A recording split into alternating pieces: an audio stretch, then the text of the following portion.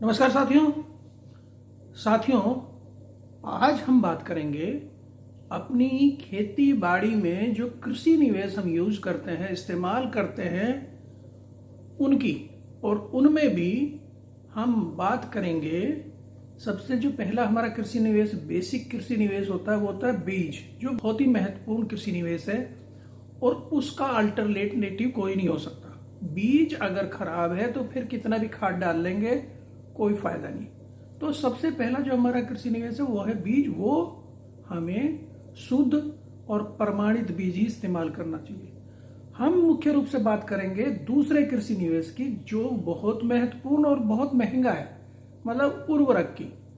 उर्वरक हमारे जो हैं, आपको मैं बता दूं कि 3 पोषक तत्व ऐसे हैं जो आप जानते भी हैं, नाइट्रोजन, फास्फोरस और पोटास। ये तीनों मुख्य पोषक तत्व हैं जिनकी पौधों को सबसे ज्यादा आवश्यकता होती है और इनके बिना पौधे का उत्पादन बढ़ाना असंभव है।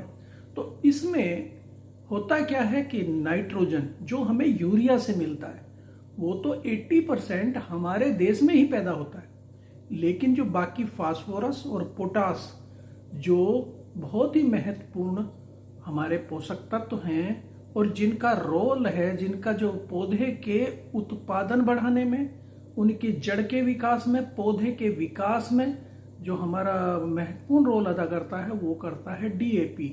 और डीएपी 80% बाहर से, विदेशों से आयात होता है, जिस पे सरकार को बहुत सारी सब्सिडी देनी पड़ती है, अनुदान देना पड़ता है। तो वो सबसे महंगा कृषि निवेश है और सबसे महत्वपूर्ण कृषि निवेश है कि फास्फोरस के बिना फसल करना, पैदा करना, उत्पादन, अच्छा उत्पादन लेना असंभव सा है।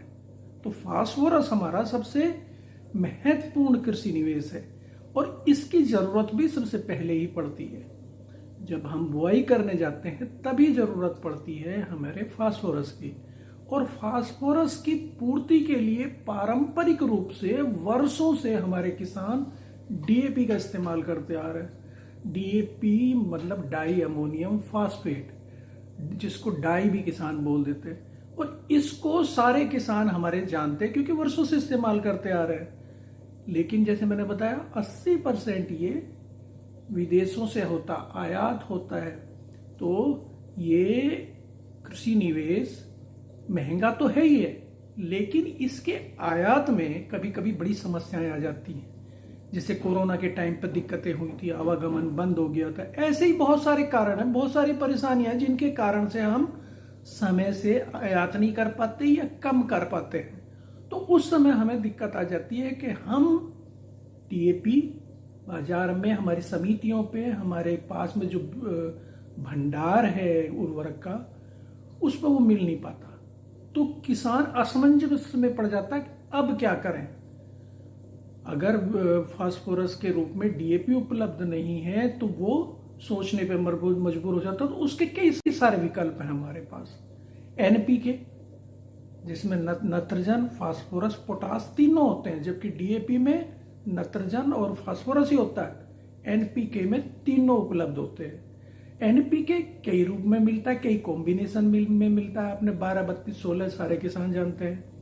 12 से मिलता, 20-20-0 है, 26-26, ऐसे बहुत सारे कॉम्बिनेशन में एनपीके उपलब्ध है। तो दूसरा विकल्प हम क्या कर सकते हैं, एनपीके का प्रयोग कर सकते हैं। अगर हमारे पास डीएपी उपलब्ध नहीं है, भंडारों पे किसी वजह से नहीं आ पा रही है, तो परेशान होने की जरूरत नहीं। उसका दूसरा विकल्प हमारे पास उपलब्ध है एनपीके के रूप में। एनपीके भी आपके पास नहीं है तो single super phosphate, SSP, single super phosphate बहुत सारी, सभी, लगभग सभी कंपनियां बना रही हैं और आसानी से उपलब्ध भी है और सस्ता भी आता है।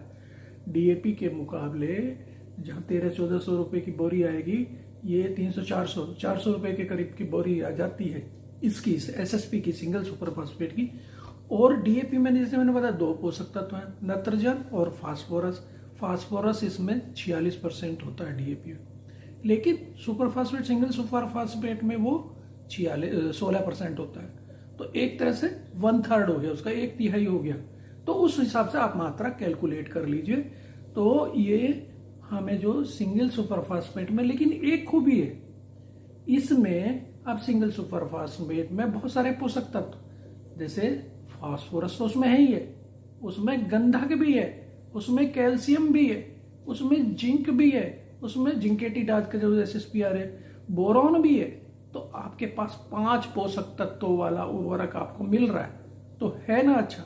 तो अगर आपके पास DAP उपलब्ध नहीं है तो आप सिंगल सुपर फास्फेट को बेझिझक इस्तेमाल कर लीजिए, उसकी मात्रा उसी हिसाब से कैलकुलेट कर लीजिए। और ये उर्वरक की मैं बात यूं कर रहा हूं कि देखो महंगे हैं, हमारी लागत को ये बढ़ा देते हैं, ज्यादा इस्तेमाल नहीं करना। हमें पहले मिट्टी की जांच करानी चाहिए। मिट्टी की जांच नहीं करा पा रहे हो तो जो वैज्ञानिकों की संस्तुति है, कृषि विशेषज्ञों की संस्तुति है, उसी के आधार पर आप उर्वरकों की मात्रा का इस्तेमाल करिए और सही तरीके से करिए। देखिए हमारी जमीनों में फास्फोरस और पोटास उपलब्ध हैं, उनकी उपलब्धता है, बस वो पौधे को मिल नहीं पाते हैं। आप DAP इस्तेमाल करते हो तो DAP भी 30% ही पौधे को मिल पाता है, 70% घुलनशील रूप में वो जमीन में ही पड़ा रहता है। तो इसको घुलनशील बनाने के लिए आजकल जैविक उर्वरक आ रहे हैं, जैव उर्वरक आ रहे हैं। तो फास्फेट के लिए PSB और पोटास के लिए KSB, फास्फेट सोलुबलाइजिंग बैक्टीरिया। ये 10 ग्राम लगता है, केवल एक चुटकी भर लगता है, और आपके 10 किलो बीज तक उसको मिला दीजिए, बीज में मिला दीजिए। आप फास्फेट की अगर अपने पौधे को उपलब्धता सुनिश्चित कराना चाहते हैं तो बीज में, जमीन में आप इन PSB का इस्तेमाल करिए। तो फास्फोरस जो आपको अघुलनशील रूप में जमीन के अंदर उपलब्ध है वो मिल जाएगा। तो हमें जैव उर्वरकों का इस्तेमाल करना है, ये सरकार द्वारा नोटिफाइड भी हैं, अप्रूव्ड हैं। तो जैव उर्वरकों का, हमें रासायनिक उर्वरकों का, और ऑर्गेनिक फर्टिलाइजर में हमारे जो गोबर की खाद है, कंपोस्ट है, सिटी कंपोस्ट है, वर्मी कंपोस्ट है, अगर इनको बुआई से पहले हम इस्तेमाल करें तो हमारी काफी बचत रासायनिक उर्वरकों की हो जाती है। जैव उर्वरक जो मैंने बताया PSB, नत्रजन के लिए आप एजोटोबैक्टर, एजोस्पाइरिलम, राइजोबियम, इनका इस्तेमाल कर सकते हैं। 25% तक के उर्वरकों, रासायनिक उर्वरकों की बचत ये कर देते हैं और पौधे को उपलब्धता सुनिश्चित कर देते हैं इन हमारे उर्वरकों की। तो इसके आपके पास DAP का अल्टरनेट में मैंने बताया NPK हो सकता है, आपके पास सिंगल सुपर फास्फेट हो सकता है। इसके अलावा प्रोम, वो भी नोटिफाइड उर्वरक है, प्रोम फॉस्फेट रिच ऑर्गेनिक मैन्योर, इसमें भी 8 से 14% तक फास्फोरस होता है और ये ऑर्गेनिक है, आपकी जमीन को नरम बताता, भुरभुरी बनाता है, उसमें जीवांश की मात्रा बढ़ाता है और हमारे लाभदायक जीवाणुओं की संख्या को बढ़ाता है।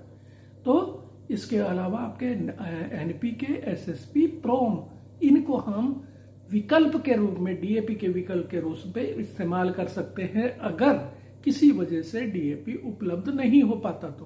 तो हमको मैंने बता दिया कि सिंगल सुपर फास्फेट में आपके पास फास्फोरस के अलावा आपके पास कैल्शियम जो है ना, सेल डिवीजन के लिए जितनी कोशिकाएं उनकी वृद्धि करता है कैल्शियम। फास्फोरस तो हमारे पौधे की जड़ों के, तने के, इसके विकास के लिए है, फास्फोरस में ऑलरेडी उपलब्ध है। उसमें सेल डिवीजन के लिए भी सल्फर, आपके कीटनाशक का, फफूंदीनाशक का भी काम करता है सल्फर, और आपके पोषक तत्व तो है ही है सल्फर। इसके अलावा बोरोन पोषक तत्व है आपके पास। तो गंधक, कैल्शियम, बोरोन, जिंक की कमी जमीनों में होती तो ये भी जिंकेटेड सिंगल सुपर फास्फेट भी आपको मिलता है, तो इसका इस्तेमाल आप कर सकते हो। आप ऑर्गेनिक में प्रोम का इस्तेमाल कर सकते हैं और NPK के रूप में इस्तेमाल करना है तो NPK के बहुत सारे कॉम्बिनेशन उपलब्ध है। तो साथियों, DAP के विकल्प के रूप में मैंने आज ये आपको उर्वरक बताया। जैव उर्वरकों का इस्तेमाल कर सकते हैं, ऑर्गेनिक फर्टिलाइजर्स, जैविक खादों का इस्तेमाल कर सकते हैं और इनका सबका कॉम्बिनेशन बना के भी हम इस्तेमाल कर सकते हैं। तो साथियों, आज का मेरा वीडियो अच्छा लगा तो लाइक करिएगा, कमेंट करिएगा और चैनल को अभी सब्सक्राइब नहीं किया तो सब्सक्राइब करना मत भूलिएगा। थैंक यू, नमस्कार दोस्तों, फिर मिलते हैं एक ऐसे ही खूबसूरत से वीडियो में। अगर आपका कोई प्रश्न हो, आप ऐसा ही कोई समस्या हो, उसका वीडियो चाहते हैं तो मेरे को जरूर कमेंट में लिखिएगा। तो ऐसा ही वीडियो आपके लिए बना के तैयार करेंगे। थैंक यू, नमस्कार दोस्तों, फिर मिलते हैं।